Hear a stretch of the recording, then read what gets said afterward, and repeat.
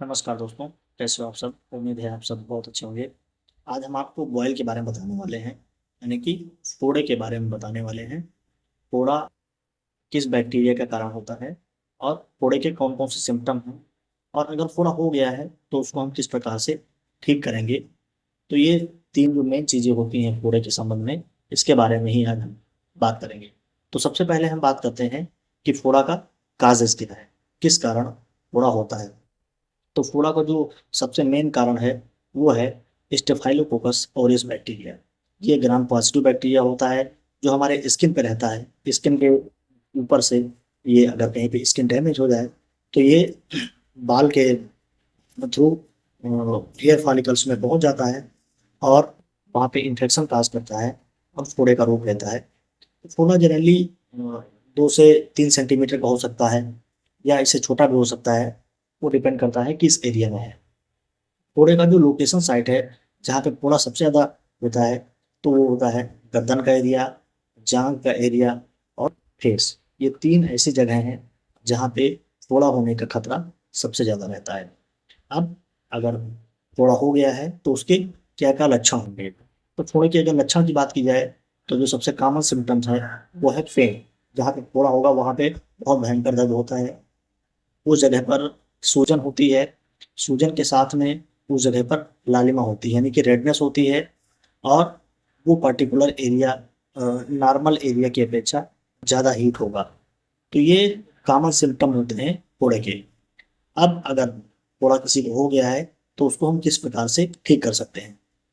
तो अगर आप फोड़े को ठीक करना चाहते हैं तो फोड़े को ठीक करने के लिए अगर आप टॉपिकल थेरेपी की बात की जाए, यानी लोकल थेरेपी, ऑइंटमेंट वगैरह की, तो ऑइंटमेंट में जो सबसे अच्छा ऑइंटमेंट आता है वो मोपीरोसिन का ऑइंटमेंट आता है, जो मार्केट में टीबैक्ट नाम से उपलब्ध है।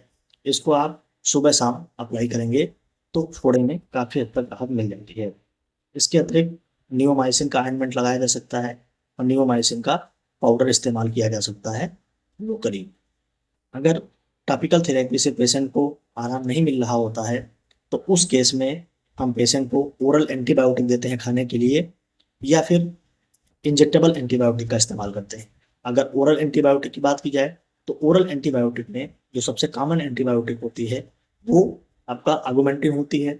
आगुमेंटिन एक ब्रांड नेम है जिसमें amoxicillin 500 milligram and potassium clavulanate 125 milligram होता है। अगर एडल्ट है तो एक गोली सुबह, एक दोपहर और एक शाम, यानी कि 8-8 घंटे का इसका डोज होता है। 8-8 घंटे पे ये टैबलेट खिलाई जाती है पेशेंट को। अगर इस अगुमेंटिन से पेशेंट को आराम नहीं मिल रहा होता है तो उस केस में हम क्लिंडामाइसिन का उपयोग कर सकते हैं, लिनिजोलिड का इस्तेमाल कर सकते हैं, डॉक्सीसाइक्लिन का इस्तेमाल कर सकते हैं। डॉक्सीसाइक्लिन टेट्रासाइक्लिन क्लास की एक दवाई है। डॉक्सी 100 मिलीग्राम सुबह, 100 मिलीग्राम शाम खाने के बाद देने की सलाह दी जाती है। अगर ओरल थेरेपी से पेशेंट को रिलीफ नहीं लगता है तो उस केस में हम पेशेंट को इंजेक्टेबल एंटीबायोटिक प्रेस्क्राइब करते हैं, जिसमें जो सबसे कॉमन एंटीबायोटिक है वो है आपकी अमीकासिन। अमीकासिन 500 मिलीग्राम, या पेशेंट को हम सेफोटैक्सिन दे सकते हैं। सेफोटैक्सिन थर्ड जनरेशन सेफेलोस्पोरिन है। सेफ्ट्रियाक्सोन इस्तेमाल कर सकते हैं या सेफेप्राजोन का इस्तेमाल कर सकते हैं।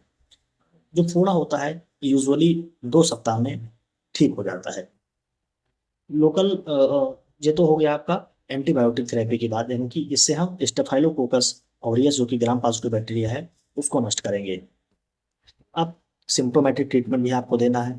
सूजन है अगर, तो सूजन के लिए आप स्टेरॉइड का इस्तेमाल कर सकते हैं, जिसमें बेटामेथासोन है, डेक्सामेथासोन है, हाइड्रोकार्टिसोन है एंड मेथाइल प्रेडनिसोलोन है। इसके अतिरिक्त ईचिंग अगर है तो ईचिंग के लिए आप एंटी हिस्टामिन उपयोग कर सकते हैं, जैसे कि आपका सेट्रिजिन हो गया, लियोसेट्रिजिन हो गया, लोराटिडिन हो गया, डिसलोराटिडिन हो गया। पेन के लिए हम एनाल्जेसिक का उपयोग करते हैं। एनाल्जेसिक में आपका नॉर्मल अगर बात की जाए तो उसमें आप एसाक्लोफेनेक का उपयोग कर सकते हैं। एसाक्लोफेनेक 100 मिलीग्राम सुबह, 100 मिलीग्राम शाम को खाने के बाद। एसपी वाला जो कॉम्बिनेशन आता है, यानी एसाक्लोफेनेक उसके साथ में पैरासीटामॉल 325 और सेलेसियो पेप्टाइडेस 15 mg होता है। तो अगर हम एसपी वाला कॉम्बिनेशन यूज करते हैं थोड़े वाले पेशेंट में, तो ऐसे पेशेंट में हम स्टेरॉइड रिमूव कर देते हैं। अगर नॉर्मल हम एसाक्लोफेनेक पैरासीटामॉल, निमोसुलाइड पैरासीटामॉल इस्तेमाल कर सकते हैं, करते हैं तो उसके लिए हम या तो स्टेरॉइड यूज़ कर सकते हैं या सूजन के लिए हम ट्रिप्सिन काइमोट्रिप्सिन यूज़ कर सकते हैं, कि काइमोरल 4 नाम से मार्केट में उपलब्ध होती है। अब ये तो हो गया सिम्प्टोमेटिक ट्रीटमेंट की बात, कि अगर पेशेंट को पेन है तो पेन रिलीव करने के लिए हम एसिक्लोफेनेक दे सकते हैं, निमोसुलाइड दे सकते हैं, या कॉम्बिनेशन की कोई टैबलेट दे सकते हैं।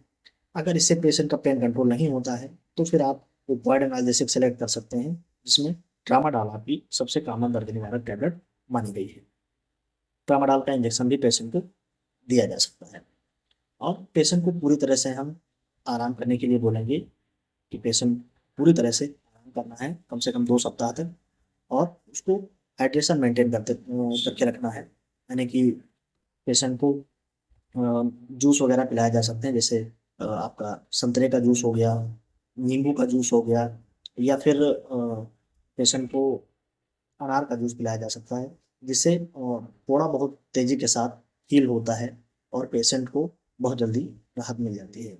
तो आज के लिए बस इतना ही, मिलते हैं किसी अगले वीडियो में, तब तक आप लोग अपना ख्याल रखिए। धन्यवाद।